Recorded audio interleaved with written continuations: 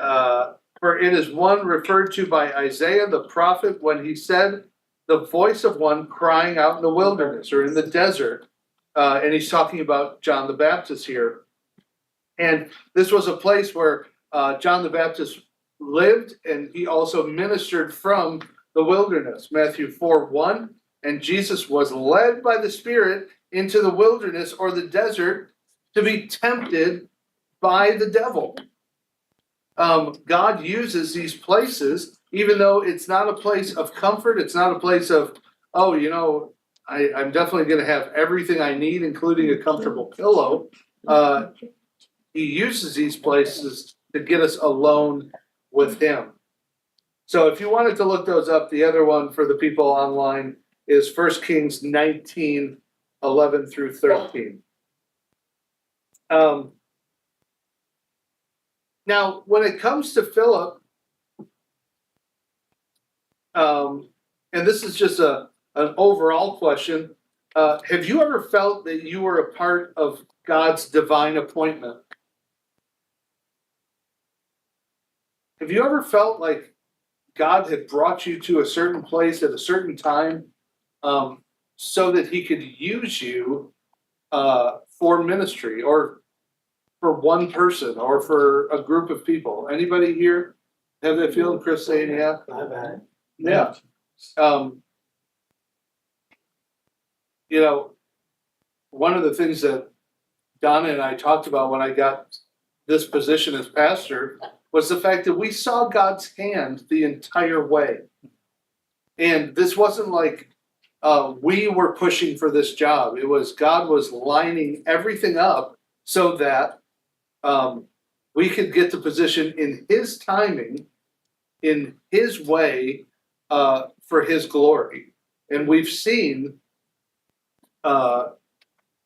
his hand every step of the way. And I just was talking to somebody when July 1st hits, I'll have finished my 4th year. Oh, And I really, you just got here. I know, I feel like I just got here. Lori still hasn't showed me where the Post-its are. Like, yeah, usually they end up in our kids' bedroom, but you know, divine appointments are real. They are a very real thing. And here's the next question. Do you guys pray for divine appointments?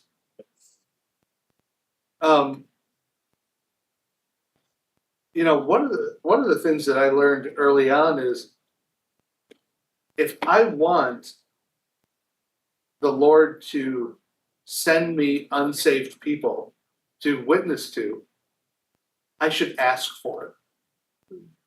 You know, Lord, I'm going to Walmart today. Send me somebody that I can talk to about the gospel. You know, Lord, I'm going to the clubhouse today. Send me somebody that I can talk to, that I could plant that seed with. That was our big thing when we were ministering downtown Niagara Falls. Lord, these people are not open to the gospel. Send us somebody that we could minister to. And, you know, when I met Donna, I was being baptized. Okay. I went many years of being a Christian without being obedient in baptism. But when I got baptized, okay, this is how awesome it was when we were praying for divine appointments. I got baptized with a guy named Tattoo John. Okay, there was 3 Johns at the church. He had tattoos from the top of his head all the way to the bottom of his and I think about Don and Rhonda. They told somebody this week, all the people in their row this week were people that they had prayed that would come to the church. And they filled up the whole room. So it doesn't mean that they're done, but but it was just a blessing to see that, you know, they really take that seriously.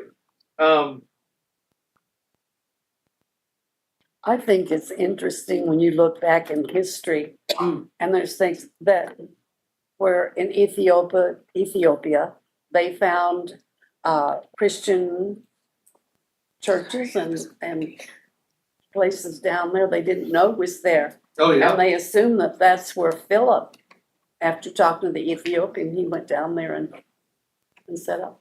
Yeah. So it has, when you look back at history and you read all of this and things, you think, wow, this may be from Phillip, and he didn't ever know about it. Oh, 100%. Yeah. And I just read this today, in 333 AD, Ethiopia made Christianity the national language, or national religion. Christianity is not a language. National religion. 333 AD. I mean, we're talking about A backward country. yeah, like 3 generations from Phillip. You know, that's how fast it spread in Ethiopia. And I mean, there's still a rumor today, and I don't give a terrible amount of credence to it, but they believe that the Ark of the Covenant is in Ethiopia, heavily guarded inside of a church. But because it's so heavily guarded, nobody has proof that it's actually in there.